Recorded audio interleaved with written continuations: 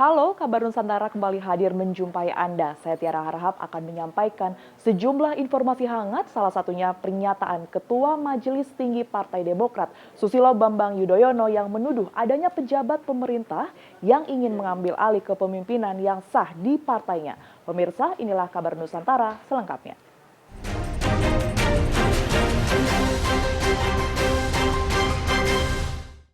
Perbaikan tanggul Sungai Citarum sepanjang 50 meter yang jebol di Kabupaten Bekasi, Jawa Barat tengah dikebut. 4 alat berat diturunkan untuk mempercepat perbaikan pematang besar penahan air itu. Tanggul penahan Sungai Citarum yang jebol di Kampung Babakan, Banten, Desa Sumber Urip, Kabupaten Bekasi, Jawa Barat kini mulai diperbaiki. Tanggul jebol sepanjang 50 meter akibat tidak lagi bisa menahan air sungai yang meluap. 4 alat berat dikerahkan untuk mengeruk sisa tanah dari tanggul yang jebol dan menempatkan gerobak untuk penahan sementara. Perbaikan tanggul jebol yang masih bersifat sementara ini pun tengah dikebut guna mengantisipasi curah hujan yang masih tinggi pada tanggal 23 hingga 26 Februari mendatang. Saya berkoordinasi dengan PUPR Pusat untuk BWS terkait dengan setelah ini mungkin harus permanen. Ada beberapa titik yang memang kondisinya memprihatinkan, ini juga sedang kita perbaiki. Terutamanya di sini yang kurang lebih sekitar 50 meter lebih ini hari ini sudah mulai ada perbaikan. Mudah-mudahan hari ini bisa selesai. Ini kita sudah membuat tanggul-tanggul yang memang kondisinya sudah memprihatinkan oleh karena kemarin arusnya yang luar biasa deras. Sehingga ada beberapa tanggul yang memang ini 50 meter ini jebol dan ada beberapa memang kondisinya sudah agak retak. Sementara itu, pemerintah Kabupaten Bekasi memberikan kompensasi pada 35 rumah yang roboh dan rusak parah akibat tanggul jebol. Dari Bekasi, Jawa Barat, Suryo Daryono, TV One mengabarkan. Presiden Joko Widodo mendatangi lokasi tanggul Sungai Citarum yang jebol di Kampung Babakan, Banten, Desa Sumber Urip, Kabupaten Bekasi, Jawa Barat hari Rabu. Jokowi menargetkan perbaikan tanggul selesai dalam 2 hari atau Jumat 27 Februari.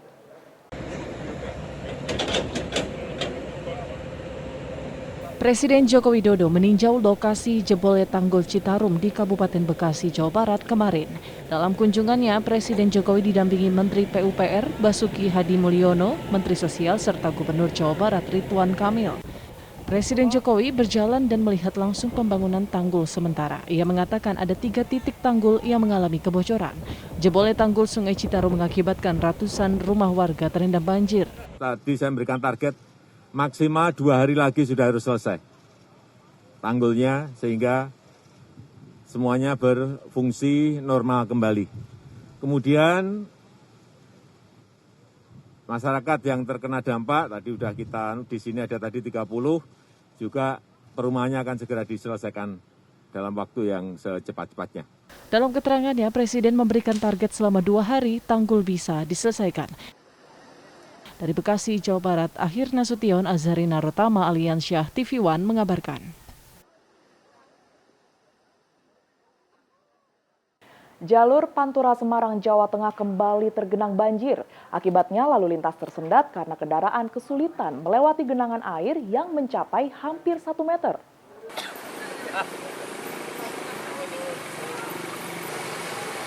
Belum sampai 2 pekan surut setelah terendam banjir besar sebelumnya, jalur Pantura Kaligawe Kota Semarang kembali tergenang banjir. Guyuran hujan yang cukup lebat selama beberapa jam di Kota Semarang pada Selasa sore membuat jalur yang menghubungkan Kota Semarang dengan Demak ke arah Surabaya terdampak banjir.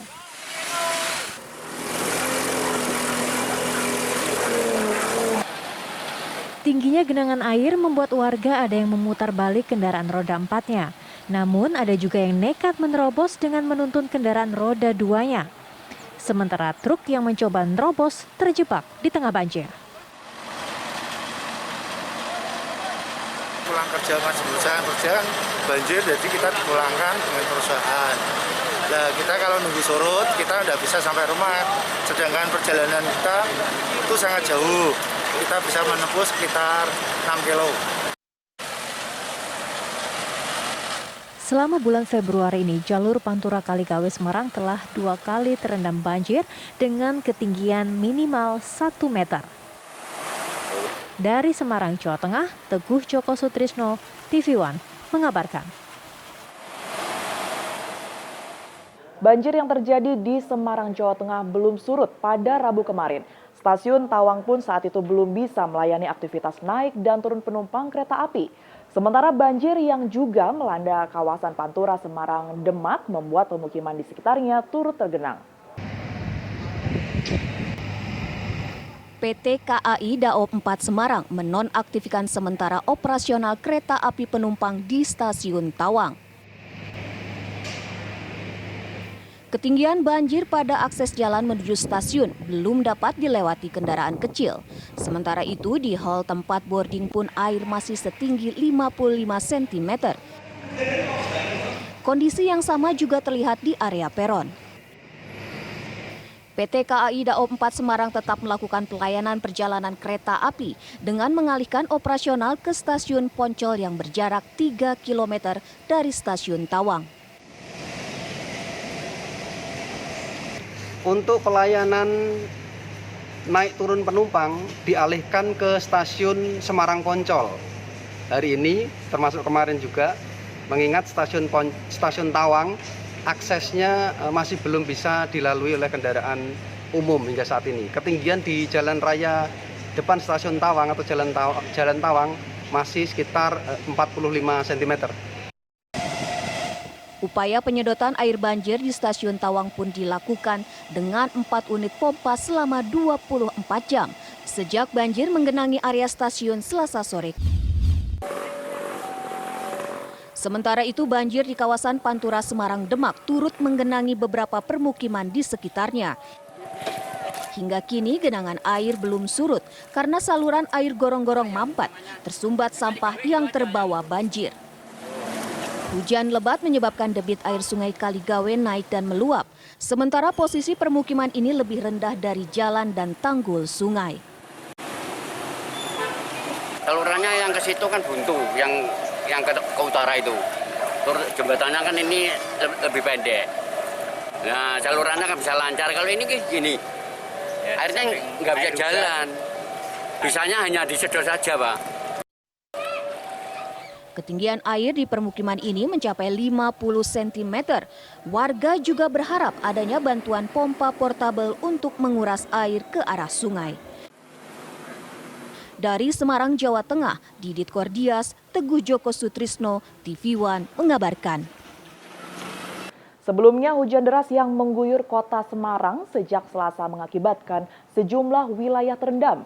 Banjir juga melanda jalan protokol hingga komplek perkantoran dengan ketinggian air mencapai setengah meter.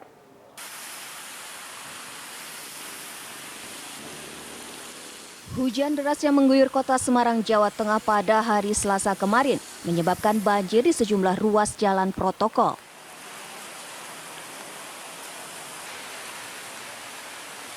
Ruas jalan yang terendam diantaranya Jalan Pemuda, Pier Tendian, Sampokong, Cimongan, dan Jalan Gajah Raya.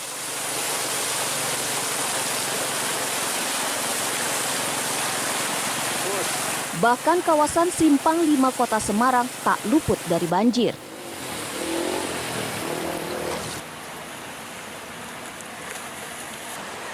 Meskipun terendam, sebagian warga tetap nekat menerobos banjir yang terjadi akibat curah hujan yang tinggi.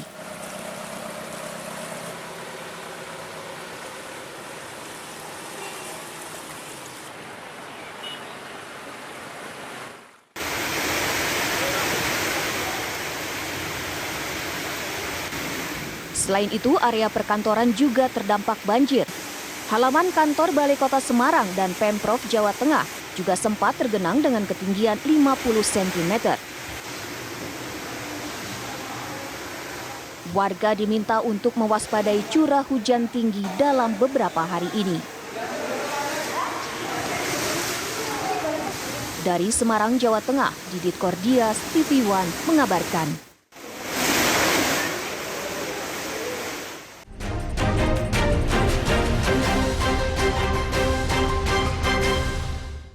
Dalam arahannya kepada seluruh kader, Ketua Majelis Tinggi Partai Demokrat Susilo Bambang Yudhoyono menyatakan bahwa ada gerakan yang ingin mengambil alih kepemimpinan Partai Demokrat yang sah. Tidak hanya itu, SBY juga menuduh orang yang ingin mengambil alih adalah salah satu pejabat di pemerintahan.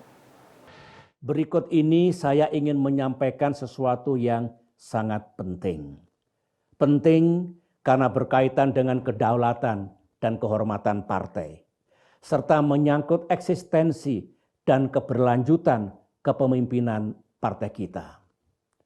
Awal tahun 2021 ini, tepat partai kita berusia 20 tahun, kita kembali menghadapi ujian dan cobaan sejarah. Ketika kita semua tengah berjuang sekuat tenaga untuk masa depan partai yang cerah, perjuangan yang damai, konstitusional dan tidak berniat jahat, dan ketika di bawah kepemimpinan AHY, dukungan rakyat terhadap Partai Demokrat terus meningkat.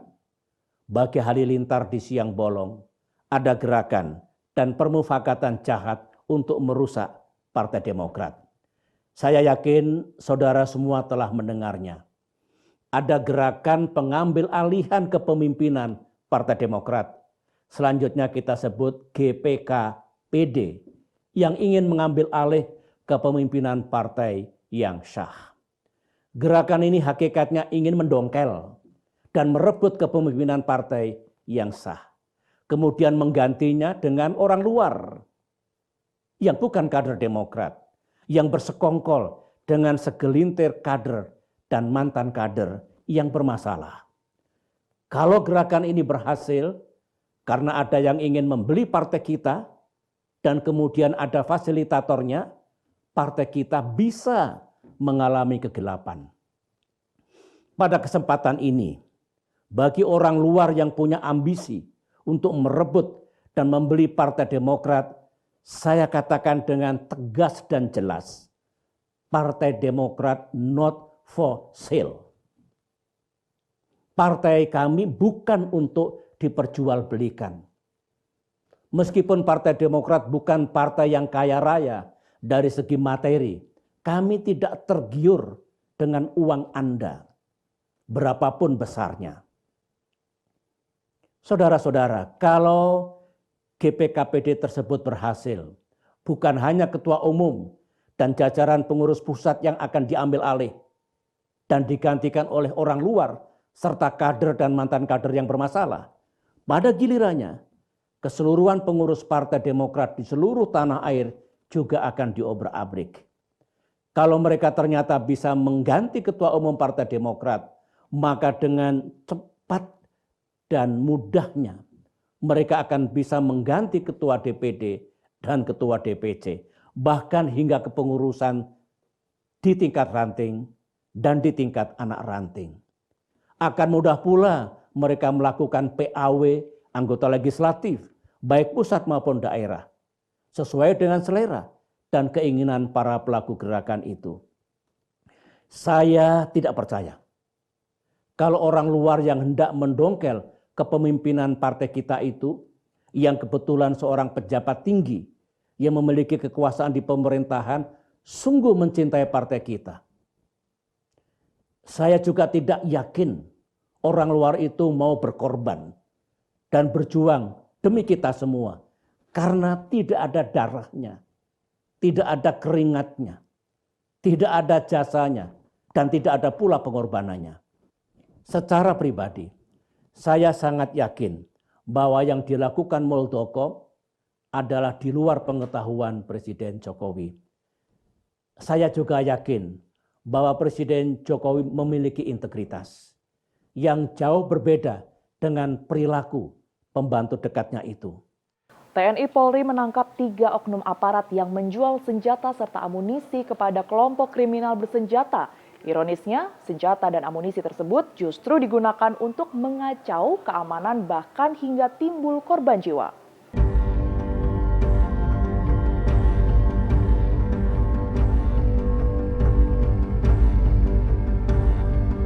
Entah berapa kali kelompok bersenjata pengacau keamanan membuat ulah di tanah Papua. Gerombolan bersenjata ini bukan hanya mengacau keamanan, Tetapi mereka juga tak segan untuk menimbulkan korban jiwa. Sudah banyak prajurit yang gugur akibat ulah kelompok bersenjata ini. Namun ironisnya justru ada oknum-oknum aparat TNI Polri yang menjual senjata dan amunisi kepada kelompok pengacau keamanan. Baru-baru ini Polresta Ambon bekerjasama dengan Reskrim Polda Maluku berhasil menangkap 6 orang pelaku yang diduga melakukan penyelundupan senjata dan menjualnya kepada seorang warga di Bintuni, Papua Barat. Dari 4 pelaku yang merupakan warga sipil, 2 diantaranya merupakan aparat negara, Bribka Zandro Palijama yang bertugas di Polresta Ambon, serta Bribka Romi Arwan Pitu yang bertugas pada Satuan Sabara Polresta Ambon. Keduanya terancam sanksi berat. Selain 2 oknum aparat kepolisian, seorang anggota TNI, Milton Sialeki, Wakil Komandan Regu Kipan B Batalion 733 Masariku Kodam 16 Patimura, ditangkap karena menjual amunisi kepada warga Bintuni, Papua Barat. Perbuatan oknum TNI Kodam 16 Patimura tersebut membuat ia terancam dipecat dari TNI. Sudah sewajarnya oknum yang menjual senjata dan amunisi ke kelompok bersenjata dihukum maksimal. Mengingat senjata dan amunisi itu digunakan kelompok pengacau untuk menimbulkan kekacauan, sehingga jatuh korban jiwa. Tim TV One mengabarkan.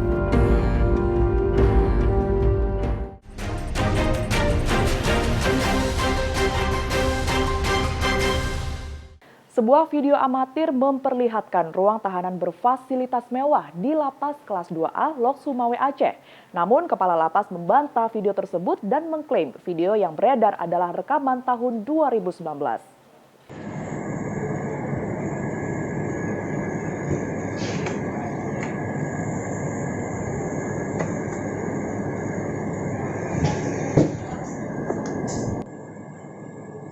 Beredar video memperlihatkan ruang tahanan berfasilitas mewah di Lapas Kelas 2A Lok Sumawe, Aceh. Dalam video tersebut, terlihat ruang tahanan berfasilitas mewah dan diduga bertarif tinggi untuk narapidana yang memiliki uang. Di ruangan yang memiliki fasilitas seperti televisi, kipas angin, dispenser, dan meja khusus adalah ruang bimbingan kerja yang kemudian diubah menjadi ruang tahanan istimewa. Namun Kalapas Kelas 2A Lok Sumawe Nawawi membantah menyediakan ruangan tahanan berfasilitas mewah, mengklaim video yang beredar adalah video rekaman tahun 2019. 12 bulan. Jadi yang dikatakan mewah itu tidak ada. Artinya video yang beredar itu itu video yang beredar pada 2018 2019. Nah, kemudian ini kan dari kita pindah ke sini 2020 bunker ini sudah kita kosongkan. Bunker ini sudah kita kosongkan dan mereka kita distribusikan ke barak-barak ke dalamnya. Ada yang 17, ada yang Jadi sekarang tidak ada lagi. Jadi sejak 2020 tidak ada lagi. Ada di kamar yang viral kemarin itu, kamar mewah itu hanya fasilitasnya TV. Fasilitasnya TV, fasilitasnya dispenser, fasilitasnya kipas angin. Cuma mungkin kadang-kadang susah juga kita kontrol, saya akui kadang-kadang memang ada juga yang dispenser ini kadang-kadang memang ada yang sakit, nanti kita lihat satu, tapi itu jangan masuk semua. Nawawi juga menambahkan, Lapas Kelas 2A Lok Sumawe Aceh telah over kapasitas yang seharusnya berkapasitas 150 narapidana, namun dihuni 570 narapidana. Dari Lok Sumawe Aceh, Saiful MDA, TV One mengabarkan. Tanah longsor menimpa pondok pesantren Anidomia di Pamekasan, Madura, Jawa Timur. Material longsor menimbun 2 kamar. Akibatnya 5 orang santriwati meninggal dunia dalam musibah itu. Di pondok pesantren Anidomia Desa Bindang. Petugas gabungan TNI, Polri, dan BPBD mengevakuasi santriwati korban longsor di Desa Bindang, Kecamatan Pasean, Kabupaten Pamekasan, Madura, Jawa Timur. Peristiwa tanah longsor terjadi Rabu dini hari saat para santriwati Pondok Pesantren An-Nidomiyah tengah terlelap. Tebing yang berada di belakang pondok pesantren longsor dan menimpa 2 bangunan kamar santri putri. Saat musibah itu terjadi, hujan turun lebat. 6 orang santriwati menjadi korban dalam peristiwa ini. 5 orang meninggal dunia, sementara seorang terluka. Pukul 00.30 adanya laporan ke Polsek tentang kejadian bencana tanah longsor di Pondok Pesantren An-Nidomiyah. Kami bersama masyarakat dari unsur terkait melaksanakan evakuasi, dan pada saat itu ditemukan 2 korban meninggal dunia. Situasi dan kondisi hujan yang sangat cukup deras dengan angin kencangnya, sehingga evakuasi mengalami kendala. Beberapa waktu kemudian, kurang lebih sekitar pukul 05.15, kita melaksanakan evakuasi kembali. Ditemukan di situ 1 jenazah yang bernama Nabila. Asli Pasongsongan, Sumeneb. Selang 1 jam ke depan, kita melaksanakan evakuasi kembali. Ditemukan 2 jenazah yang secara langsung berdekatan kejadiannya, yang bernama Nur Aziza dan Susanti. Ini juga berasal dari Kota Jember. Santri putri yang terluka telah dibawa ke rumah sakit setempat. Sementara jasad 5 santriwati yang menjadi korban dalam peristiwa ini telah diserahkan ke pihak keluarga. Untuk sementara, Pondok Pesantren An-Nidomiyah ditutup dan para santri dipulangkan. Dari Pamekasan, Jawa Timur, Dimas Farid, TV One mengabarkan. Pengasuh Pondok Pesantren An-Nidomiyah di Pamekasan, Kiai Muhaidi mengaku terkejut atas peristiwa longsor yang menimpa ponpes asuhannya. Menurutnya, bencana seperti itu baru pertama kali terjadi.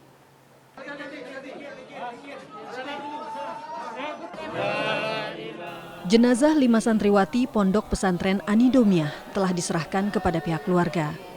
Kelima orang santriwati yang meninggal dalam musibah tanah longsor ini berasal dari beberapa daerah di Jawa Timur, seperti Sampang, Sumeneb, dan Jember. Rabu dini hari, tebing setinggi 70 meter longsor dan menimpa asrama santri putri Pondok Pesantren An-Nidomiyah di Desa Bindang, Kecamatan Pasean, Kabupaten Pamekasan.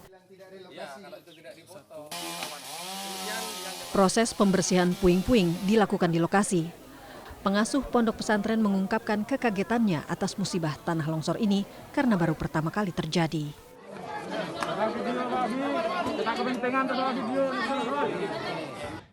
Yang pertama yang tak pernah di sini longsor pertama. Yang kedua, kesiapan santri biasanya kalau sudah ada hujan biasanya keluar untuk biasanya. Tapi kenapa sekarang itu tidak keluar?